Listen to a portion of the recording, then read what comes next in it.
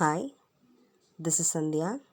Today's topic is digital signal processing, the introduction.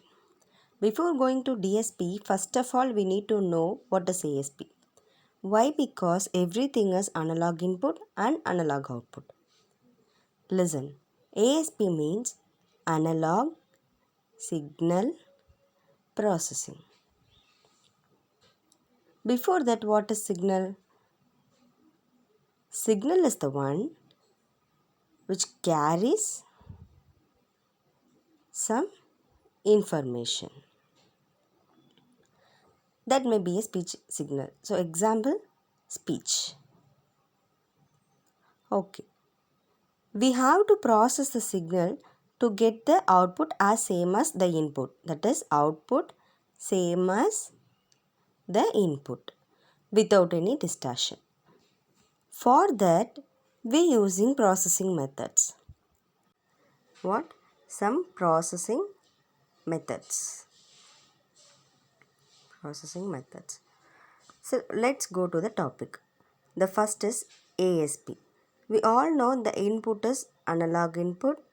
If it is given to ASP, that is analog signal processor, what will be the output? Analog output. It is simple, right? But it have lots of disadvantages. That is, the signal does not have any stability. They are very sensitive to environmental changes. As usual, the cost of the system is very high. Now we have to go for the efficient one called DSP, digital signal processing. Here we know input and output is analog.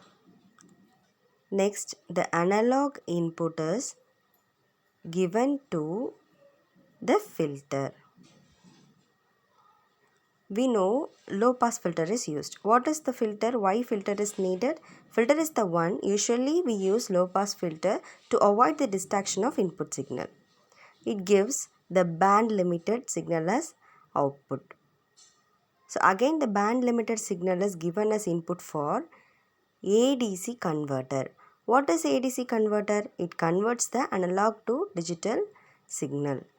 Here the DSP is started. Here digital signal is an output from ADC converter. It is given as input for digital signal processor. So the output is processed digital signal. The processed digital signal is given as input to DAC converter. Here digital signal is converted to analog signal again. So analog output. This signal is given as input for reconstruction filter.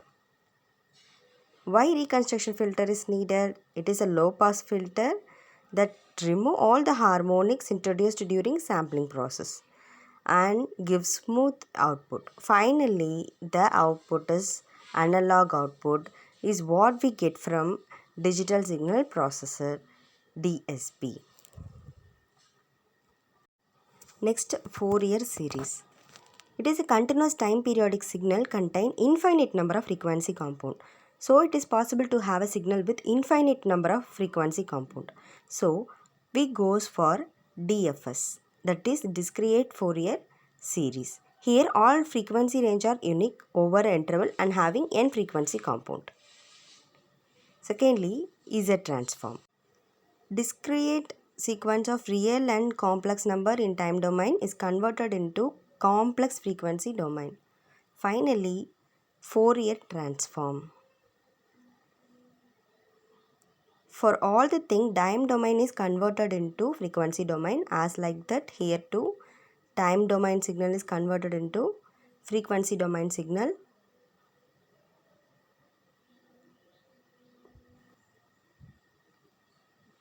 Frequency domain is represented in omega. So next, under this DFT, that is discrete Fourier transform, and FFT, fast Fourier transform comes. DFT means finite or discrete time domain signal.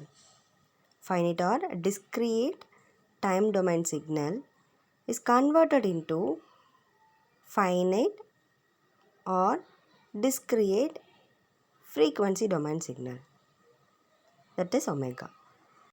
Next, FFT, fast Fourier transform. It is an algorithm to compute DFT, that is discrete Fourier transform.